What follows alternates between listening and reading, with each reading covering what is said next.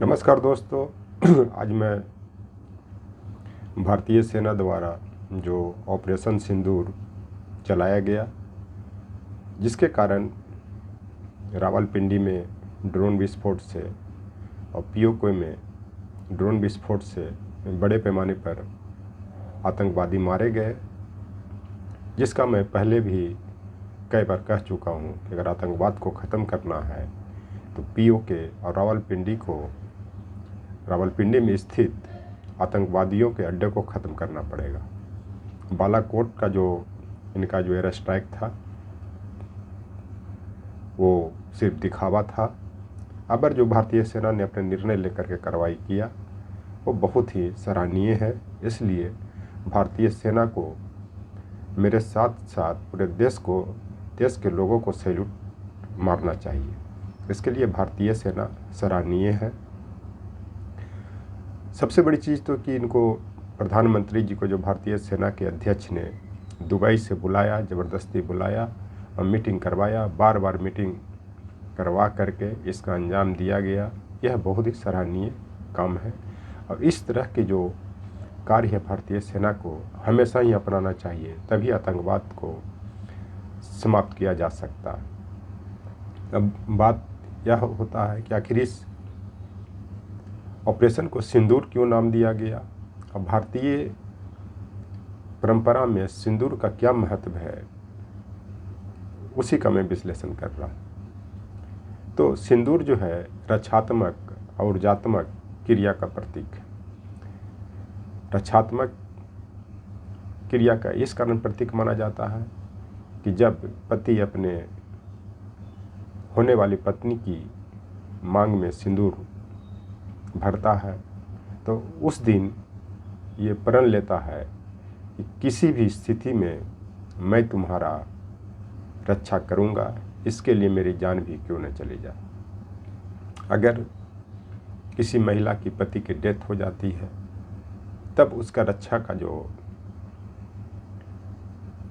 अधिकार है या उसके रक्षा करने का जो उत्तरदायित्व है उसकी भाई पे आ जाता है।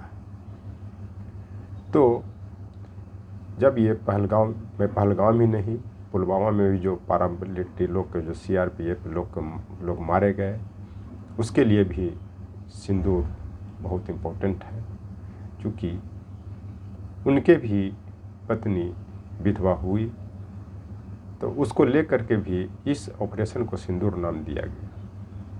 तो फिर मैं अपनी बातों पे आता हूँ कि जब उसकी पति की डेथ हो जाती है या किसी कारणवश मारे जाते हैं, जैसा पहलगाम और पुलवामा में हुआ, तो उस सिंदूर को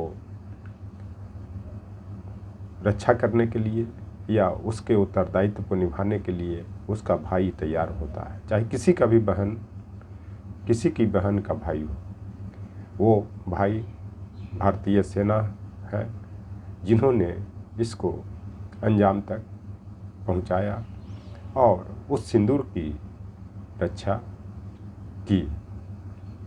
इतना ही नहीं, आप भारतीय इतिहास उठाकर देख लीजिए कि जब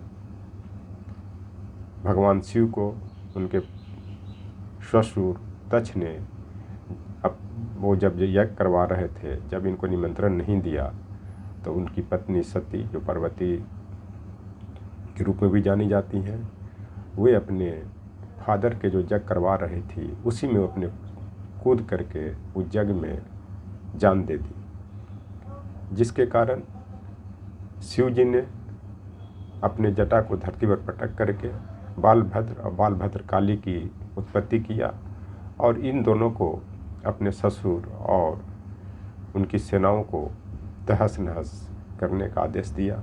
और ये दिनों मिलकर राजा तक्ष और उनकी सेना को जड़ मूल से नष्ट कर दी। तो यहाँ पे भगवान शिव ने अपने सिंदूर की रक्षा की, अपनी पत्नी का बदला लिया। उसी तरह से मध्यकालीन भारत में कर्णावती की सिंदूर की रक्षा भाई के रूप में हुमायूं ने किया। जब गुजरात के शासक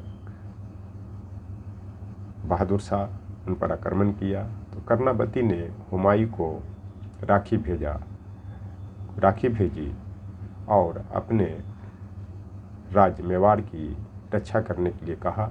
हुमायूं ने इस राखी का रक्षा करते हुए गुजरात के शासक बहादुर शाह को वापस भेजा, उसकी सेना को तहस नहस कर दिया। उसी तरह से आप महाभारत काल में आप देखेंगे कि जब द्रौपदी का भरी सभा में दुशासन चीरहरण कर रहा था तो भगवान कृष्ण से उस समय किसी ने कहा था कि हे सुदर्शन चक्रधारी,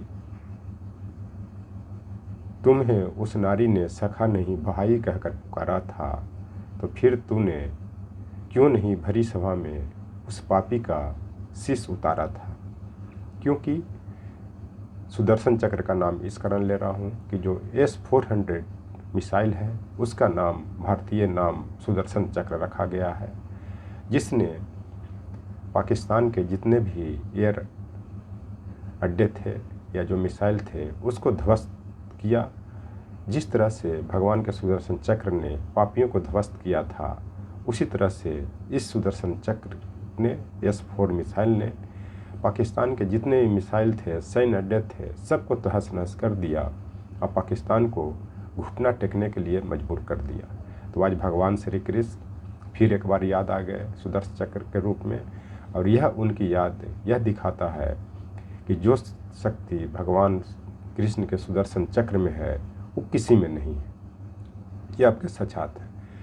तो वो जो किसी शायर ने इसको अपने स्तर से लिखा था, जो मैं आपको शायरी सुनाया, तो भगवान कृष्ण ने भी इसका जवाब दिया था कि मैं इस कारण उसका शीश नहीं उतारा था कि क्योंकि एक बाद आदमी को अगर कोई गलती करता है तो उसको या तो माफ़ कर दिया जाए, अगर उसको वो उस माफ़ी को अगर वो अपना ताकत समझता है तो उसको पूरी तरह से ही सत्यानाश कर दिया जाए, जिसका परिणाम यह है कि आगे चल के पूरा कौरव वंश का भगवान कृष्ण ने सत्यानाश कर दिया।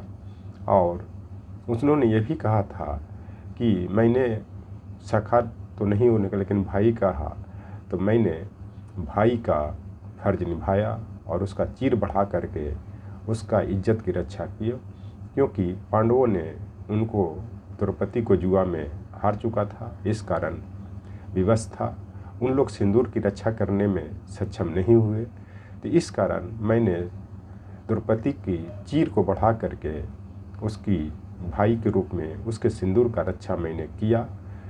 तो इस तरह से S-4 मिसाइल ने ये भारतीय महिलाएं जो पहलगाम अटैक में विधवा हुई या पुलवामा अटैक में विधवा हुई, उस सब की रक्षा ये S-400 मिसाइल जो भगवान के सुदर्शन चक्र के नाम पे रखा गया है, रक्षा की।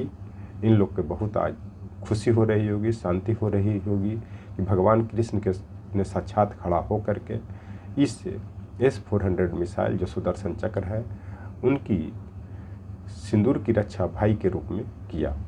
इसी संदर्भ में राम प्रसाद बिस्मिल ने भी एक कविता लिखा था, उसकी 2 पंक्तियां हैं कि सरफरोशी की तमन्ना आज हमारे दिल में है, देखना है जोर जितना बाजुए कातिल में। इसका मतलब यह होता है आज के परिप्रेक्ष्य में कि आज कश्मीर ही नहीं पूरा भारत आतंकवाद से मुक्ति चाहता है, और उस मुक्ति के दरमियान में ये भी देखता है इस कातिल आतंकवादी को कि तुम कितनों को मारोगे, कातिल अत्याचारी, तुमको मैं सत्यानाश कर दूंगा। जैसे उनकी इस कविता के दोहा जो 2 पंक्तियों ने ब्रिटिशर्स को सत्यानाश कर दिया, उसी तरह से इनकी ये जो पंक्तियां हैं वो आतंकवादियों को नष्ट करने के लिए है और आतंकवादी को नष्ट किया जा रहा है। अगली बात, अगर आतंकवाद से मुक्ति पाना है तो गैंगस्टर, ड्रग तस्कर इस सब को समाप्त करना पड़ेगा, क्योंकि इस सब का कहीं ना कहीं लिंक आतंकवाद से है। और ख़ास करके भारतीय के जो भी सीमावर्ती राज्य हैं वहाँ पे पारामिलिट्री फोर्स BSF SSB को हटाकर या तो वहाँ पे NSG का यूनिट का ले जाया जाए या फिर सीधे आपसपा लगा करके भारतीय सेना को हैंड ओवर किया जाए। देखिए आतंकवाद कितने जल्दी समाप्त हो जाती है। आपको दिल्ली जैसे शहर में 95 प्रकार के गैंगस्टर काम कर रहे हैं। जब देश की राजधानी सुरक्षित नहीं है तो और देश का क्या हाल होगा। लेकिन शाह जी ने जब दिल्ली की मुख्यमंत्री रेखा गुप्ता बनी तो बोले कि मैं सबसे पहले यहाँ गैंगस्टर को ख़त्म करूँगा। उसके बाद उनकी आवाज़ें बंद हो गई। लगता है गैंगस्टर ने उनकी आवाज़ ही बंद कर दी। आज वो बोलते हैं कि भारतीय जनता पार्टी के पास सबसे ज़्यादा पैसा है। कहाँ से पैसा आता है? ये सब कहीं ना कहीं ये तस्करी करने वाले गैंगस्टर जो है या आतंकवादी के जो लोग हैं उन लोग फंडिंग करते हैं, पिछले दरवाजे से आता है। तभी इतने किसी पार्टी का भी हो अगर इतने बड़े पैमाने पर पैसा हो तो ये इन्वेस्टिगेशन कराने की ज़रूरत है, इन पर इंक्वायरी बैठाने की ज़रूरत है। तभी आतंकवाद को ख़त्म किया जा सकता है, तभी आतंकवाद को कंट्रोल किया जा सकता है। और इसके साथ साथ सारे देश को एकजुट होकर के आतंकवाद के खिलाफ़, गैंगस्टर के खिलाफ़, ड्रग तस्कर के खिलाफ़ लड़ने की आवश्यकता है। थैंक्स।